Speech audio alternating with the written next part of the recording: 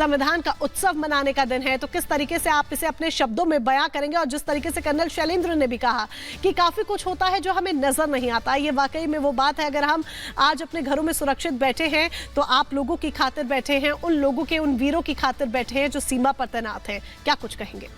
मैं सर्वप्रथम सभी भारतवासियों को आपके माध्यम से गणतंत्र दिवस की शुभकामनाएं देना चाहूँगा।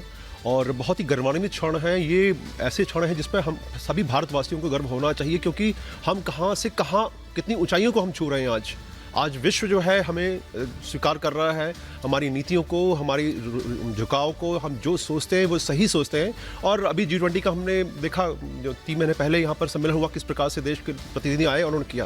अब जहाँ तक बात है कि जो दिख नहीं रहा है, मैं उसके बारे में आपको ज़रूर बताना चाहूँगा कि जब ये कार्यक्रम शुरू होता है तो बहुत ज़रूरी होता है कि जो असामाजिक तत्व हैं या ऐसे एलिमेंट जो चाहते हैं कि पूरी चीज़ को बर्बाद कर दें, डिस्टर्ब कर दें, उन पर नज़र रखना जरूरी होता है। और वो प्रक्रिया शुरू होती है लगभग 48 घंटे पहले, जबकि एक एक इलाके को, एक एक चीज़ को पूरा एजेंसियां देखती हैं कि कहीं कुछ छुपा तो नहीं है, कुछ छुपाया तो नहीं गया, कोई प्लान तो नहीं चल रहा। क्योंकि एक कहावत है कि जब आप कुछ करने जाते हो, उसकी तैयारी करते हो, आप विचार करते हो, तैयारी करते हो और स्टेप बाय स्टेप उसको आगे बढ़ते हो, तो किस स्टेप पर पकड़ना है ये बहुत ज़रूरी होता है। अब जहाँ तक बात रही एयर डिफेंस की, जिसका कि बहुत इंपॉर्टेंट रोल है, क्योंकि कोई भी जहाज़ जो है वो इस क्षेत्र में आ सकता है। और हमारे जो कार्यक्रम हो रहे हैं और जिस पर पूरा भारतवर्ष की नजरें होंगी, भारतवासी जो बाहर है और अन्य देशों की नजरें भी आज के सभी कार्यक्रमों होंगे, समारोह पर होगी।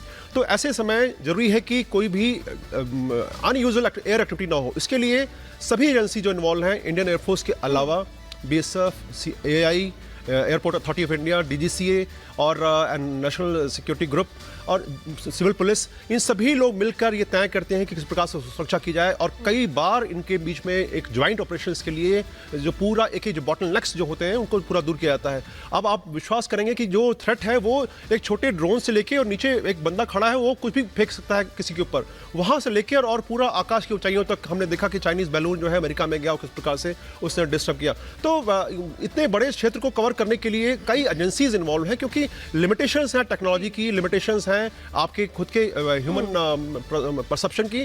तो रडार, जो लॉन्ग रेंज रडार्स है, उसके बाद एक घेरा बनाया गया है जो दिल्ली के चारों तरफ। जिस तरीके से मतलब सारी चीजें की जाती हैं, सारे इंतजाम किए जाते हैं और हर एक बिंदु पर ध्यान रखा जाता है, वाकई में हैट्स ऑफ है उसके लिए।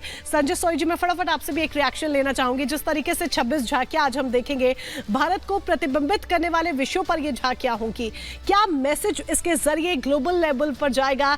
सिर्फ देश ही नहीं बल्कि विदेशों में भी जाएगा।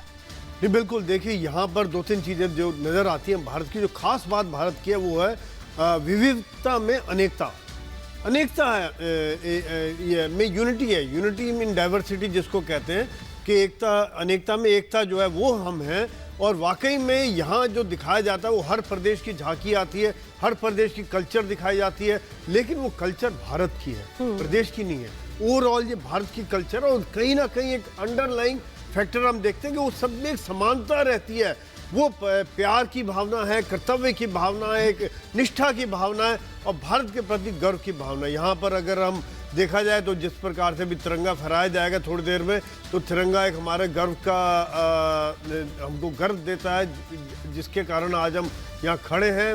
वही एक हमारे गर्व की अनुभूति देता है। दूसरी, जितनी ये आज झांकियाँ निकल रही हैं, चाहे वो साइंस की झांकी हो, कल्चर की झांकी हो, सेनाओं की झांकी हो, एयरफोर्स की झांकी हो, पुलिस की झांकी हो, या स्कूल्स की झांकी हो, ये अलग अलग चीज़ें दिखा रही है, ताकत दिखा रही है, कल्चर दिखा रही है, हमारा ताकत, कल्चर, सब कुछ यहाँ देखने को मिल रहा है। और यही एक बड़ी वजह है कि जब ये तस्वीरें सामने आती हैं तो सर गर्व से ऊंचा हो जाता है।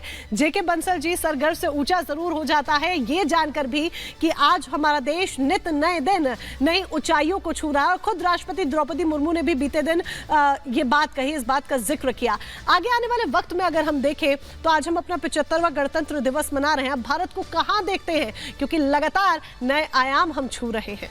बिल्कुल, हम नए आयाम छू रहे हैं, इसमें कोई शक नहीं। जैसे कि बताया गया है कि चंद्रयान को हमने भेजा है साउथ पोल पे। दूसरा जो भारत की साख है, और जो खास करके G20 में ये ऑर्गेनाइज हुआ, उस दौरान में बहुत सारे ऐसे फैसले लिए गए जिससे कि बहुत सारे देश जो हैं हमारे साथ जुड़ने को तैयार हैं।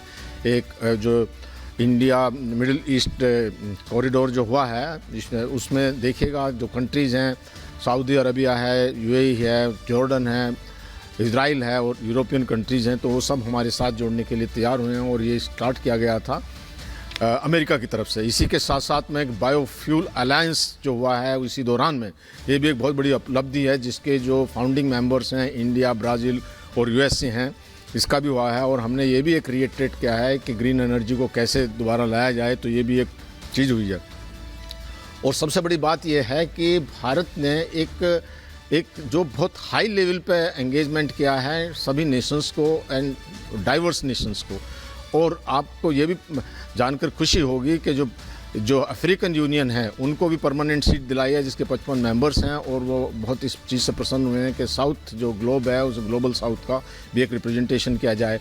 अगर आप भारत के अचीवमेंट और तरीके से देखे जाएँ तो जब टर्की में ये भूचाल आया तो हमारी यहाँ से जो रेस्क्यू वर्कर गए, और ख़ास करके आर्मी मेडिकल कोर, जिसका मैं भी आर्मी मेडिकल कोर्स से हूँ, मुझे भी इस चीज़ का खासकर फ़ख्र है, सभी को फ़ख्र होना चाहिए कि वहाँ पर एक फील्ड हॉस्पिटल स्थापित किया 99 मेंबर्स के, और उसमें एनेस्थेटिस्ट, रेडियोलॉजिस्ट, ऑर्थोपेडिक सर्जन सभी लोग गए, और तो और जो फीमेल जो डॉक्टर्स हैं वो गई हैं, उनका वहाँ पर ध्यान दिया गया। और जब हमारी टीम वापस आ रही थी तो इतना छू दिया था वहाँ के उनके दिलों को कि वो बड़े भावुक हो गए थे।